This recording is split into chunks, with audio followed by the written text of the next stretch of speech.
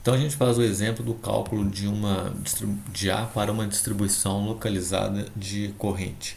Então vou fazer um exemplo que é o seguinte, é um segmento de fio, né? Esse segmento de fio vou posicioná-lo no eixo Z.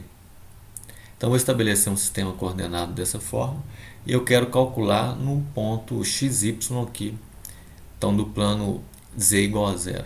Aqui vou ter um Z1 e um Z2 definindo os limites desse segmento. Tá?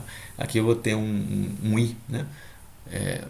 Definido aqui, e eu quero o potencial vetorial nesse plano. Então eu uso a minha expressão para a distribuição localizada, que é essa.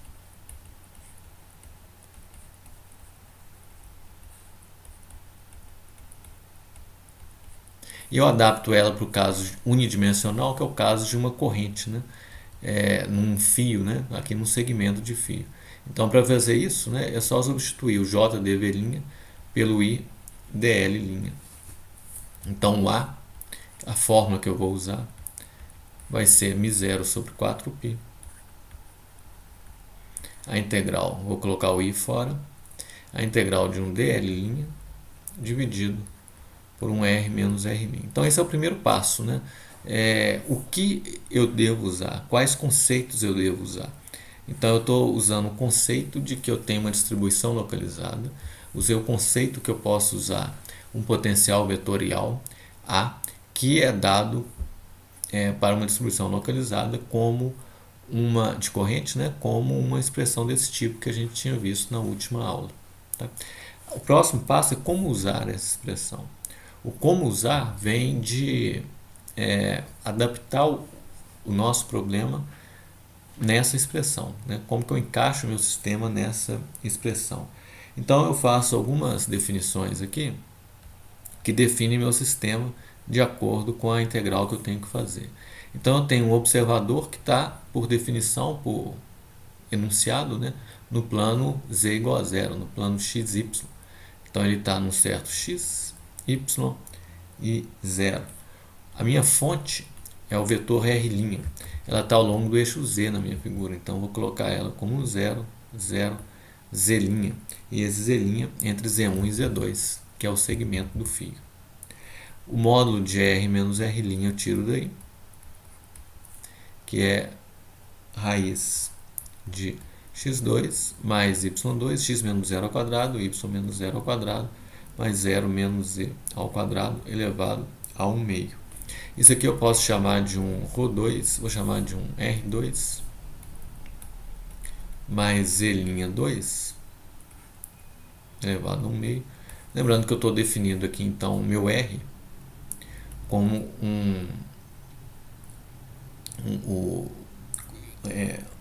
um r cosseno, deixa eu colocar o x, né, como um r cosseno θ, o y como um r seno θ. Então eu tenho que x2 mais y2 é igual a r2, e foi essa substituição que eu fiz aqui. Então o r seria essa distância aqui. Eu passo para esse sistema de coordenadas com r sendo uma variável agora, θ seria esse ângulo aqui.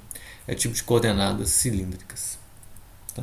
Então eu coloco a minha expressão agora, olha, a, essa aqui, não é? Então é μ0 i sobre 4π. O dl' eu vou colocar aqui para vocês, dl' é na direção da corrente, a direção da corrente é k.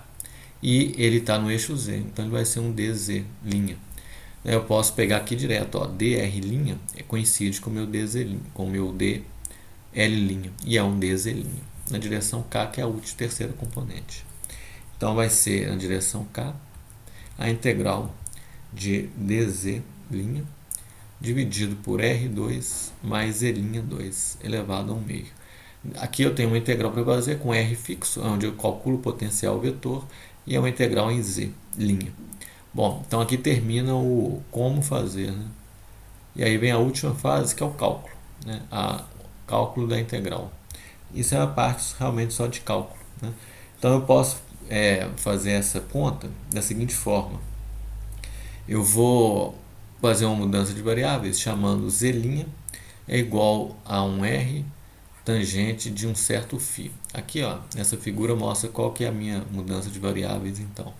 Tangente é z' sobre cateto oposto, né, sobre cateto adjacente. Então, aqui, essa hipotenusa é z' ao quadrado mais R2 elevado ao meio. Essa é a mudança de variáveis. Por que eu faço ela? Porque eu sei que dz', então, é um R secante ao quadrado de φ dφ. E eu sei que no denominador, o meu R2 mais z' ao quadrado elevado ao meio vai passar a ser, quando eu coloco o z' dessa forma, ele vai fazer um R2 que vai sair, R, vai ficar 1 mais tangente ao quadrado de φ, que é secante ao quadrado de φ, elevado ao meio, secante de φ. Então, a minha integral, ela vai passar a ser a integral de, tem um R aqui que vai cortar com esse R, então eu tenho secante ao quadrado de φ dφ, dividido pela secante de φ. Essa é a integral da secante de φ dφ. Ora, para fazer essa integral, a gente usa um truque. A gente multiplica em cima e embaixo pela secante de φ mais tangente de φ. Então, eu coloquei esse parênteses aqui, ele não existia. Eu compenso colocando ele embaixo.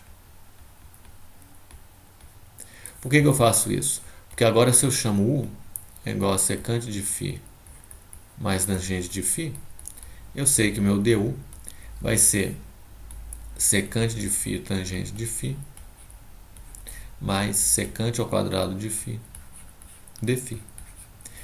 O diferencial de tangente é secante ao quadrado dφ e a de secante é secante tangente dφ.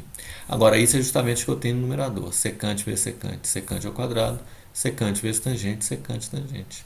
Então, isso aqui vai virar uma integral de du sobre u. E isso eu sei fazer. Então, a integral, no final das contas, vai ser o logaritmo de u. Voltando ao que eu tenho, né? A mudança de variáveis agora. Então, esse é o logaritmo da secante de φ mais tangente de φ. Voltando um passo ainda, eu posso escrever o quê? Ó? Secante de φ é o quê? 1 sobre cosseno. Né? Cosseno é R, cateto adjacente sobre hipotenusa. Então, a secante é o inverso disso. Então, vai ser hipotenusa sobre cateto adjacente. Então, vai ser z' ao quadrado mais R2 elevado ao meio, dividido por R, mais tangente de φ. Tangente de φ, como está aqui, z' sobre R. Eu tinha aqui ainda um μ0 i sobre 4π, que era esse fator aqui, né? E a direção disso, que era a direção k. Esse é meu potencial vetor, integrando de z1 a z2. Então, eu posso só finalizar a conta agora, escrevendo então que o meu A, nesse ponto R, no plano xy, né, vai ser μ0 i sobre 4π, k, e eu vou ter logaritmo de, em z2 eu vou ter logaritmo de z2 ao quadrado mais r2 elevado a 1 meio sobre r mais z2 sobre r, é isso, vou colocar uma chave aqui, menos o limite inferior, logaritmo de z1 ao quadrado mais r2 elevado a 1 meio sobre r mais z1 sobre r. Esse aqui é o limite inferior, fecha a chave aqui. Bom, logaritmo de A menos logaritmo de B é logaritmo de A sobre B. Vocês observem que o denominador é comum aqui, ele some, então, quando eu fizer um sobre o outro. Então, eu posso escrever isso de forma um pouquinho mais elegante, colocando μ0 i sobre 4π na direção k, logaritmo de z2 ao quadrado mais r2 elevado a 1 meio mais z2 dividido por z1 ao quadrado mais r2 elevado a 1 meio mais z1. E essa é isso que eu posso fazer. Essa é a expressão que dá a resposta ao nosso problema. Então, dividido em 3 partes: o cálculo, a montagem da integral e os conceitos que nos levaram à expressão que a gente deve usar. Tá? Se eu quisesse continuar, eu podia achar o campo B agora, calculando o rotacional desse A.